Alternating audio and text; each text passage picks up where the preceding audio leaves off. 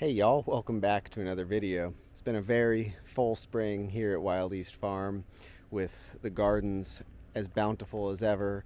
Happy birds on pasture. Systems are feeling really dialed in the early parts of year 4. And I thought I'd take the opportunity to just do a little late spring walk around Wild East Farm here in mid-May.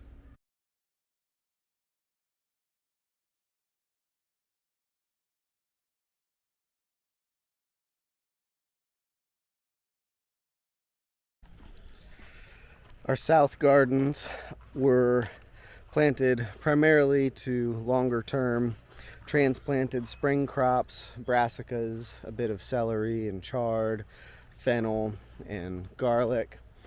And what we're seeing in the gardens this year really feels like what you're hoping for when you establish a no-till garden system.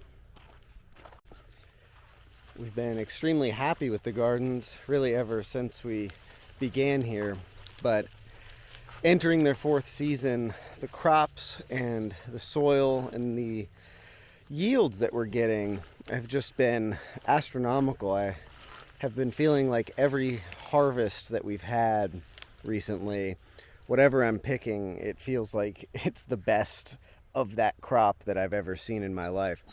And I've picked a fair few vegetables at this point.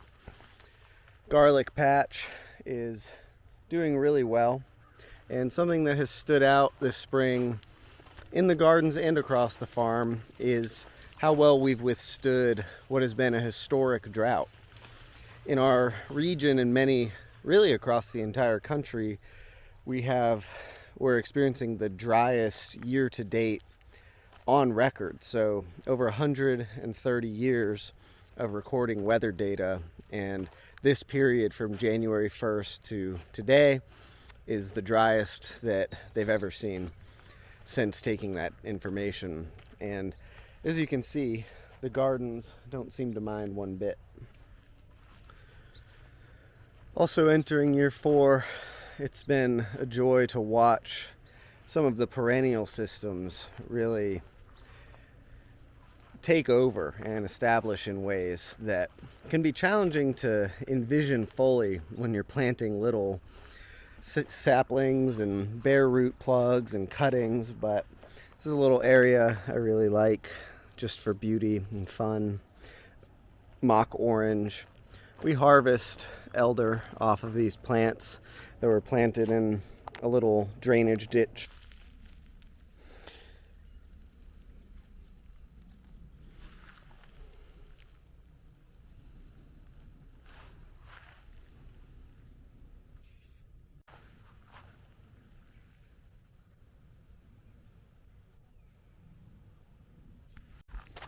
If you remember in a video last year, I discussed a bit about how different sales streams that we had that were really useful to begin the farm had become somewhat tenuous, with them being funded by government programs that can be bound to shift every election cycle.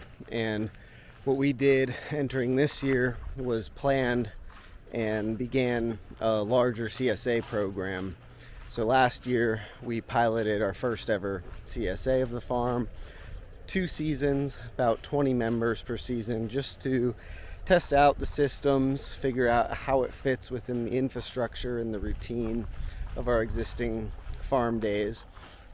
And we've expanded that to just over 50 this spring, entering the 2nd week this week of delivering boxes and having on-farm pickups. And it's been really wonderful to see folks show up for the farm in that way and provide directly to the community these really lush, full veg boxes that, we get to be a part of their weekly meals, weekly dinners with their families throughout the CSA season. Little caterpillar tunnel walkthrough. Everything's planted out for summer. We're doing an entire 4-row, 100-foot bed of ginger this year. We have 3 that were further along, sprouting them in the greenhouse, and then 1 bed that will succession out for a later harvest that's either just coming up or tubers that had woken up but hadn't produced greens yet. Slip into these other tunnels. Peas and cucumbers and celery in here. This is a fun space right now as we're transitioning off picking peas and going to be picking cucumbers before too long. Our tomato system is vastly improved this year, and the main things that we adjusted were leaving behind the tomahawk system and trying to take the arduous labor of carrying step ladders or ladders through here, climbing up and down on hot days. And we invested in NeverSink's drop hook system, which allows us to be able to move these plants down the line and lower and lean them, as well as prune and harvest constantly from a working height on the ground. We also did a DIY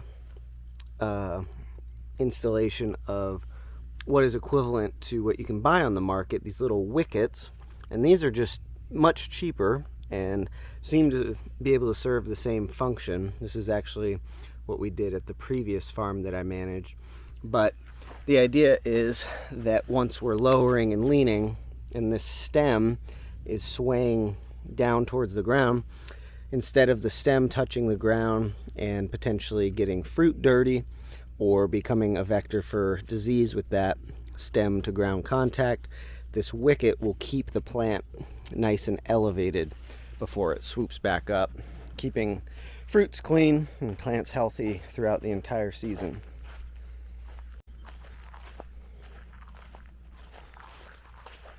We've got Moose and Minnow. She's a smiler. Hi. This is Minnow. And Moose are our new guardian dogs on the farm. We got them back in February, and they are settling in very beautifully. They've become sweet companions and fierce protectors of all of these birds that we have in the pasture throughout the growing season. Hey, bud.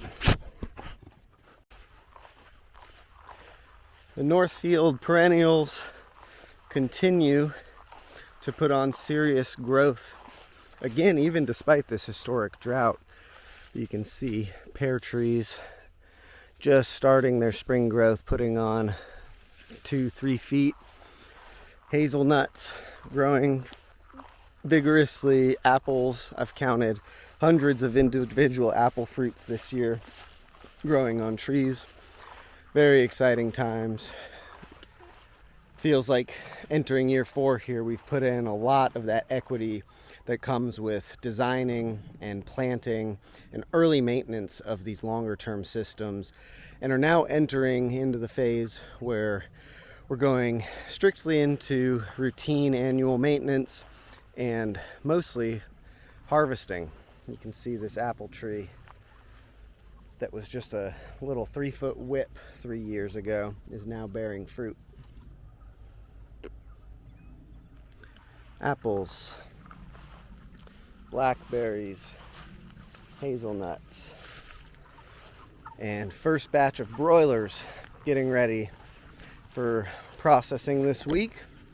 We drastically scaled down the number of birds that we're doing as far as broilers this year, and making a more manageable processing schedule and balancing out the workload across the farm a bit more.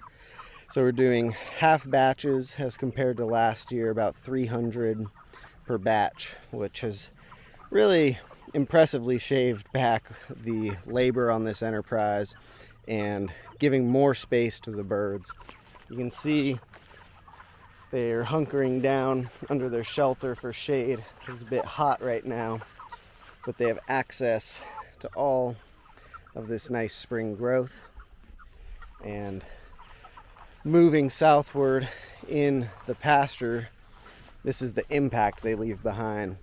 Matting down the grass, pushing seed heads as well as foraging on them, and manuring the pasture so that we get lush green growth even despite longer winters or extreme drought like we've experienced this year.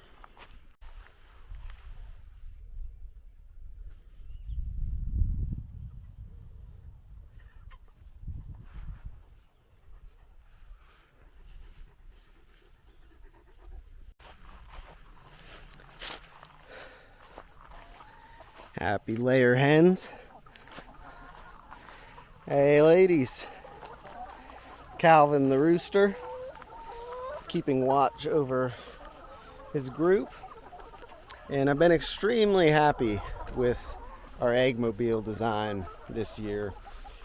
We have been collecting close to 300 eggs per day for the last month, which is really, we've been at about 90+% lay on the flock, which is great, even expectations for peak laying season.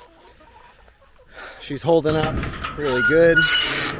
The automatic nest boxes, sometimes a bit finicky, but seem to work pretty uniformly. These are closed at end of day chores, and then they pop open in the middle of the night so that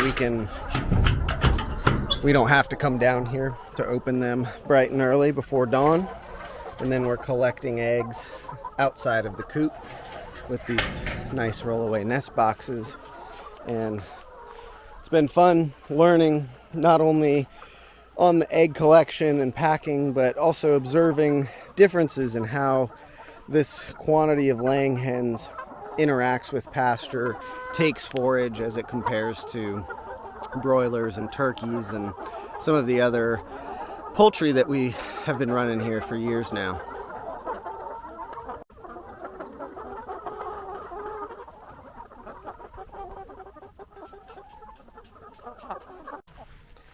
Now, what we found we have to do to ensure that the hens don't escape. Now, naturally, a hen or two every now and then is no big deal. We can put them back in easily. But we were having bigger escapes. And we find, although it's painstaking, that putting down landscape staples around the perimeter on this bottom non-electrified black twine keeps them in, and can't really think of any workaround to prevent that, because they seem sharp enough to find little gaps and slip underneath. And we've seen whenever we don't put staples down, we end up with birds out, and whenever we do, they stay content and contained. So just a thought. It's something I haven't seen talked about or in the literature much around small scale pastured poultry, and curious what other folks' experience is. But all in all, very beautiful system.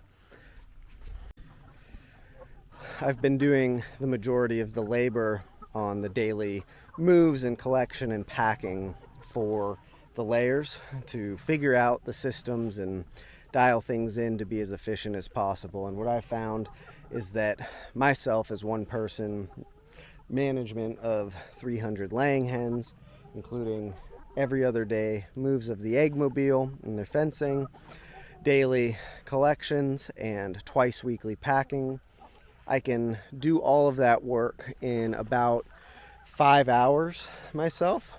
And that's after tweaking things and fine-tuning workflows and direction, movement of materials, and really trying to streamline things as best as possible, and have been happy with that benchmark, especially for the value that number of organic eggs is producing for the farm every single day, every single week. Spring turkeys. Curious critters, my favorite birds on the farm, and it's been a joy last season and this season to have a wholesale partner in Equal Plates project up in Asheville who wants turkeys in the summertime, and we're happy to provide them and have turkeys around for twice as long as on the farm season as if we were just raising them for the holidays. These birds are sizing up quickly. They have 5 more weeks left before their mid-June processing, but I've noticed spring turkeys do quite well, but as you can see with the heat, they're panting a bit, and I don't see this kind of heat stress nearly as much in the autumn naturally, because by the time they're this size and this age, it's getting into late October. So there are downsides to raising spring birds in our climate, but we keep them happy and they grow well, and we're moving them like the layers every other day. So just happy to have this many birds on the farm, and the diversity of workload is something that continues to bring me great joy in my day-to-day. Something entirely new to the farm is this pair of yearling steers. We've not brought in cattle to the farm yet, just as we've settled into running such a diverse farm mix of enterprises. It's always been on the back burner, but we've wanted to bring in cows for their foraging impact, their manuring on the pasture, being able to collect manure and create on-site biofertilizers for the gardens, and ultimately integrate them with our growing sheep flock. They're still new to the farm, so they're in an introductory paddock, getting settled in and trained to the electro netting. We have double strand, highly charged line inside of it, and in the next week or two, we'll be bringing them in with the sheep, which is going to time out very well because the lambs will be of size that there should be no risk for the cows and the lambs to be interacting.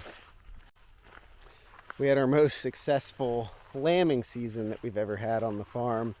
Very healthy lambs, very few health complications as we moved from winter into spring during that lambing push, and we're seeing really great growth rates on the lambs.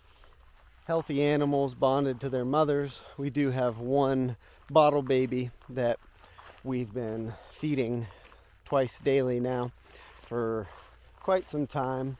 Her name is Muffin, and she's become a fan favorite on the farm. But shout out to Lyric for her diligent record keeping and observation over our first couple years of lambing and the learning curve that comes with that, and coming into our third lambing season just with such smoothness and grace and beauty, watching these creatures be born on the farm and grow up in this beautiful system that we've set up.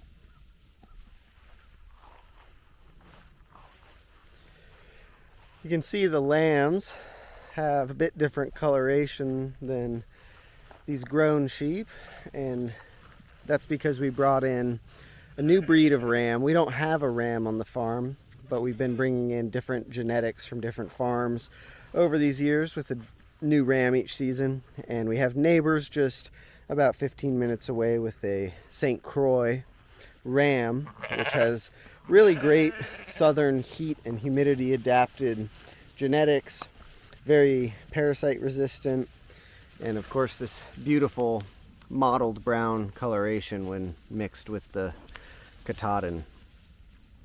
There's little Muffin, who's very very human friendly. Hey Muffin.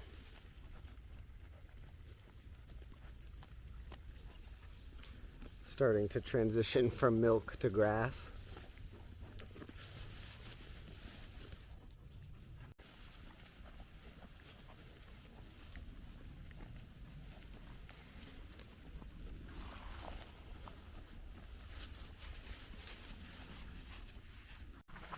So, not much new to report. Didn't walk by the piggies today, but we've got 10 of our Berkshire Tamworth cross pigs running through the woodland paddock this spring, just doing one batch this year.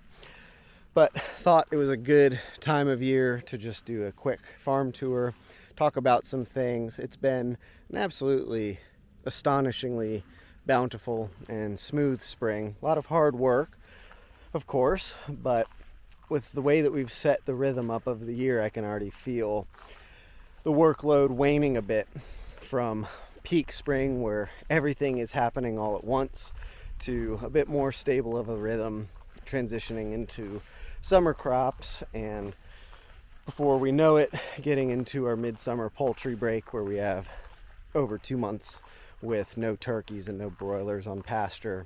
So feeling easeful, leaving this push, moving into a time of year where we're still producing lots of food, but we've built in time for vacations and trips and overnight camping and all these other things that we want to be spending our time doing, in addition to stewarding this land and bringing beautiful food to the community and feeding ourselves as rich a diet as we can imagine.